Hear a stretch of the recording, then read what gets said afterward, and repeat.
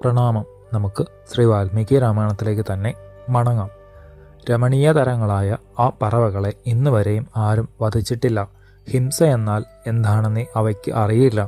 നെയ്യ് പോലെ സ്വാദുള്ള ആ ദ്വിജങ്ങളെ നിങ്ങൾക്ക് ഭക്ഷിക്കാം. ഹേ രഘുവീര! രോഹിതങ്ങൾ, വക്രതുണ്ടങ്ങൾ, നളങ്ങൾ എന്നീ വിചിത്ര മത്സ്യങ്ങളെ ശരങ്ങളാൽ പിടിക്കാം. മുള്ളുകൾ വളരെ ചുരുങ്ങുന്നവയും തടിച്ചവയുമാണ് ആ മത്സ്യങ്ങൾ. അവയുടെ ചിറകും തോലും കളഞ്ഞ് ഇരുമ്പ് പലകയിൽ വെച്ച് വേവിച്ച് ഭ്രാതൃഭക്തനായ ലക്ഷ്മണൻ അവിടത്തേക്ക് തരും.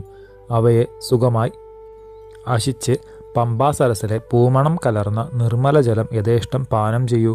ഏതുകാലത്തും കലക്കും പറ്റാത്ത വെള്ളസ്ഫടിക തുല്യമായ വെള്ളം താമരയില കുമ്പളിൽ അങ്ങേക്ക് ഏറ്റവും കൂറുള്ള അനുജൻ തരും. പർവ്വത ഗുഹകളിൽ പാർക്കുന്ന ഭംഗിയുള്ള പന്നിത്തടിയന്മാർ വനങ്ങളിൽ മേഞ്ഞു വിഹരിച്ച് മുക്രയിട്ടു വരുന്ന കാളകളെപ്പോലെ വെള്ളം കുടിക്കുവാൻ പമ്പയിലേക്ക് വരുന്നത് നിങ്ങൾക്ക് കാണാൻ കഴിയും. പൂവണിഞ്ഞു നിൽക്കുന്ന തരു നികരങ്ങൾ, തെളിഞ്ഞ കുളിർവെള്ളം എന്നിവയോടുകൂടിയ പമ്പാതീരത്തിൽ ലക്ഷ്മണനോടുകൂടി സായന്തന സഞ്ചാരം ചെയ്യുമ്പോൾ അങ്ങയുടെ ദുഃഖം വിട്ടകലും. പൂക്കൾ നിറഞ്ഞ മയിലെള്ള്, ഉങ്ങ് എന്നീ മരങ്ങൾ, വികസിച്ചു നിൽക്കുന്ന കരിങ്കുവലയങ്ങൾ, താമരകൾ എന്നിവ അങ്ങേക്ക് നേത്രോത്സവമാകും. ആ പുഷ്പങ്ങളെ ആരും പറിക്കുകയോ മാലയാക്കുകയോ ചൂടുകയോ പതിവില്ല. വാടിക്കൊഴിഞ്ഞ് വീഴുകയുമില്ല. മാതംഗമാമുനിയുടെ ശിഷ്യന്മാർ ഗുരുവിനു വേണ്ടി കായ്ക്കിഴങ്ങുകളെ ചുമന്നുകൊണ്ടുവരികയായിരുന്നു. ക്ഷീണിച്ചു തളർന്ന അവർ ചുമടിൻ്റെ കനം സഹിക്കാൻ സാധിക്കാതെ വീണു. അവരുടെ വിയർപ്പ് തുള്ളികൾ ഇറ്റിറ്റ് ഭൂമിയിൽ പതിച്ചു. തപശക്തിയാർജിച്ച അവരുടെ സ്വേദങ്ങളിൽ നിന്ന് ഉത്ഭവിച്ച അവ വാടുകയോ നശിക്കുകയോ പതിവില്ല.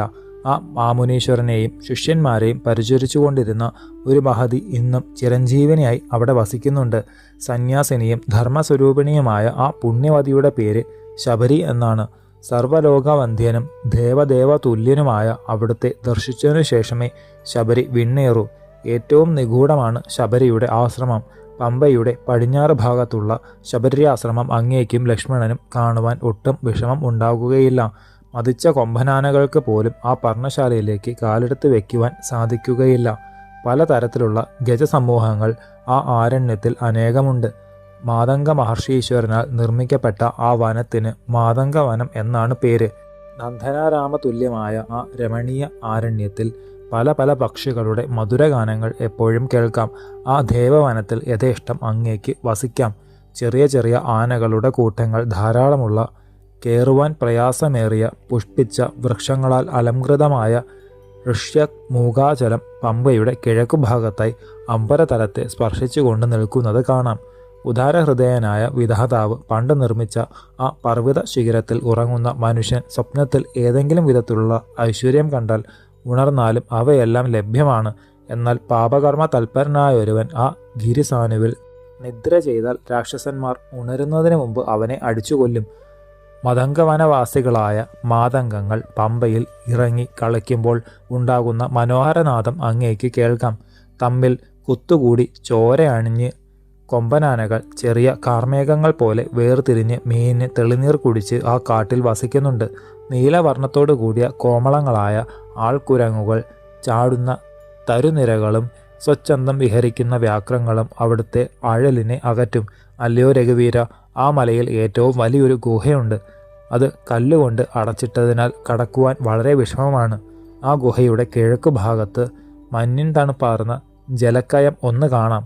കായും കിഴങ്ങും നിറഞ്ഞ് മനോരമ്യമായ അവിടത്തിൽ പല വിധത്തിലുള്ള മൃഗങ്ങൾ സ്വൈര്യസഞ്ചാരം ചെയ്യുന്നു. 4 വാനരമന്ത്രിമാരോടുകൂടി സുഗ്രീവൻ ആ ഗുഹയിലാണ് താമസിക്കുന്നത്. ചിലപ്പോൾ ആ ഗിരിശൃംഗത്തിൽ എല്ലാവരും കൂടി ഇരിക്കുന്നത് കാണാം.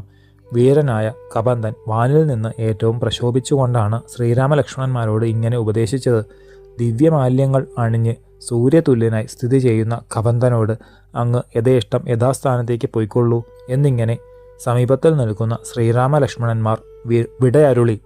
കാര്യസാധ്യത്തിന് ഒട്ടും അമാന്തിക്കാതെ അവിടുന്ന് പുറപ്പെട്ടാലും കബന്ധൻ ആകാശമണ്ഡലത്തിൽ നിന്ന് തന്നെ സവിനയം പറഞ്ഞു.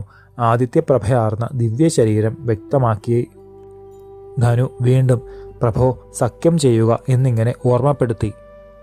ശേഷം ചരിതം നമുക്ക് അടുത്ത ഭാഗത്തിലൂടെ കാണാം. ഗുരുപാദങ്ങളിൽ സാഷ്ടാംഗ പ്രണാമത്തോടെ നമസ്കാരം.